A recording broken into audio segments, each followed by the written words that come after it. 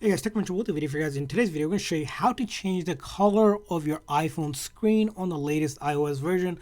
So it's something you can really do, and it's real simple and easy to do. So let's get started. So first thing is, in order to change the color, all you're going to do is go into settings of your iPhone, locate accessibility, and under accessibility, there's going to be a couple options here, but you'll see the option under vision where it says display and text size. So click on that, and once you click on that, there's a lot of things you can do in terms of your text size, but the thing that we want to do in order to change the color of our screen on our iPhone is simply go down here where it says color filters. So we click on color filters and we'll turn on color filter. Now, as you can see here, there's a couple options for changing the color.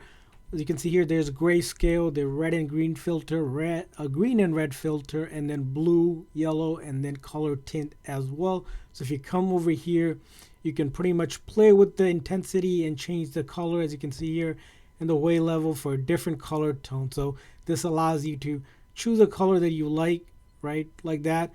And once you apply that, go back here. As you can see here, color of your screen has changed, and something you can see in pretty much on a white screen. As you can see, I changed the color. Now I can go back here, play around with it. Maybe you like it even to this scale. If I go over here, as you can see here, the color of the screen has changed, and you can play around what color and what level of intensity you want, right? So if you see here, it shows you the color that you have and the options that are available for you from choose from. So you can go ahead and see what you like. Of course, you have also default ones as well. So that's how you change the color of your iPhone screen.